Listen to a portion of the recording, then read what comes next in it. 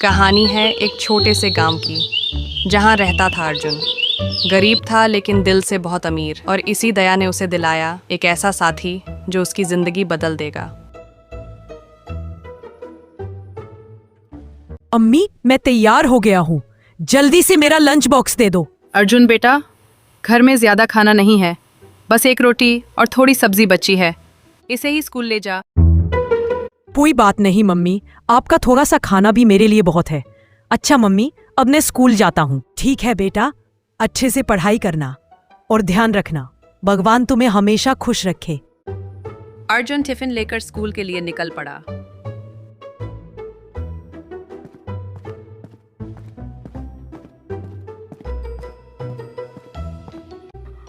रास्ते में अर्जुन ने देखा एक भूखा दुबला पतला कुत्ता सड़क किनारे पड़ा कांप रहा था। बेचारा कितना भूखा लग रहा है। मेरे पास तो थोड़ा ही है, पर इसकी जरूरत मुझसे ज्यादा है। अर्जुन अपना टिफिन शेरू को खिला देता है। कुत्ते ने झटपट खाना खा लिया और अर्जुन के पैरों को चाटकर अपना आभार जताया। स्कूल में लंच ब्रेक हो जाता है। सभी बच्चे अपना अपना खाना खाने लगते हैं, लेकिन सोनू देखता है कि अर्जुन ने अपना टिफिन नहीं निकाला। तभी सोनू बोलता है, अर्जुन, तेरे पास खाना क्यों नहीं है? मैंने रास्ते में एक भूखे कुत्ते को खिला दिया। सोनू थोड़ा गुस्से से, तू खुद भूखा रह गया? ये तो पागलपन है। नहीं सोनू, उसका पेट भर गया, मेरे लिए वही सबसे बड़ी खुशी है। सोनू कुछ नहीं बोला, लेकिन अंदर ही अंदर अर्जुन की दया देखकर प्रभावित हो गया। स्कूल से छुट्टी होते ही सभी बच्चे अपने अपने घर चले जाते हैं। अर्जुन और सोनू एक साथ स्कूल से निकलते हैं।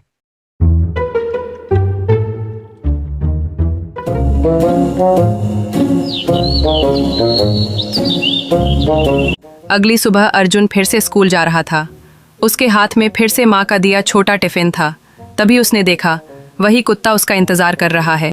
अर्जुन खुश होकर, ओ तू तो फिर आ गया, चल आज भी मेरा खाना तेरे लिए। अर्जुन अपना टिफिन शेरू को दे देता है। इस बार सोनू भी अर्जुन के साथ था। अर्जुन, तू रोज इस कुत्ते को खाना देता है? तेरे पास तो खुद बहुत कम होता है, फिर भी तू बांट देता है। माँ कहती है कि भूखे को खाना खिलाना सबसे बड़ा पुण्य होता है। आज से मैं भी तेरे साथ अपना टिफिन बांटूंगा। अर्जुन और सोनू ने मिलकर उस कुत्ते का नाम शेरू रख दिया। जैसे ही नाम रखा गया, शेरू अपनी पूंछ हिलाने लगा, मानो उसे भी नाम बहुत पसंद आ गया हो। धीरे धीरे तीनों में गहरी दोस्ती हो गई। दिन भर अर्जुन, सोनू और शेरू साथ में खेलते, कूदते और शरारतें करते। जब भी अर्जुन और सोनू हंसते तो बरसते थे। शेरू भी उछलकर उनके साथ खुशी जताता। स्कूल जाते वक्त शेरू दोनों के साथ रास्ते तक आता और लौटते समय फिर वहीं मिल जाता। अब तो जैसे शेरू उनकी छोटी सी फैमिली का हिस्सा बन गया था।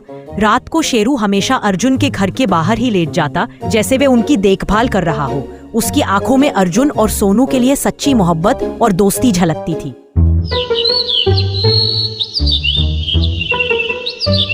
सोनू और अर्जुन आपस में प्लान करते हैं कि आज बाहर खेलने जाएंगे। दोनों खुश होकर कहते हैं, चलो आज खेलते हैं, मजा आएगा। फिर दोनों शेरू को भी अपने साथ ले जाते हैं।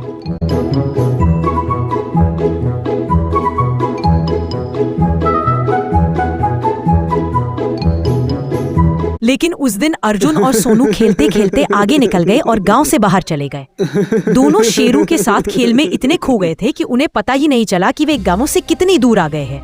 धीरे धीरे खेलते खेलते तीनों जंगल की ओर पहुंच गए और उन्हें एहसास भी नहीं हुआ कि वे कितनी गहराई में चले गए हैं। तभी अचानक झाड़ियों में से खड़खड़ाहट की आवाज आई। दोनों बच्चे डर गए। सोनू ने धीरे से कहा, अर्जुन, ये कैसी आवाज है? अर्जुन घबराते हुए बोला, मुझे भी समझ नहीं आ रहा, चलो जल्दी कर चलते हैं। तभी झाड़ियों के पीछे से एक जंगली सियारों का झुंड निकल आया। उनकी लाल चमकती आंखें देखकर अर्जुन और सोनू सहम गए। बच्चे पीछे हटे ही थे कि शेरू उनकी ढाल बनकर सामने आ खड़ा हुआ। शेरू ने जोर जोर से भौंकना शुरू किया। उसकी आंखों में गुस्सा और हिम्मत झलक रही थी। सियार करीब आने की कोशिश करते, लेकिन शेरू पूरे जोर से उन पर झपट पड़ता। अर्जुन और सोनू रोते हुए बोले, शेरू तू सावधान रहे, हमें कुछ मत होने देना। शेरू ने अपनी पूरी ताकत लगा दी। उसने सियारों को डराने के लिए दांत दिखाए और बार बार उन पर हमला किया। आखिरकार शेरू की बहादुरी देखकर सियार डरकर भाग गए। दोनों बच्चे घबराए हुए शेरू को गले से लगा लेते हैं। सोनू की आंखों में आंसू आ जाते हैं और वो कहता है, अगर शेरू आज ना होता तो हमारा क्या होता। अर्जुन भी कांपते हुए बोलता है, शेरू तू सिर्फ हमारा दोस्त नहीं, हमारा रखवाला है।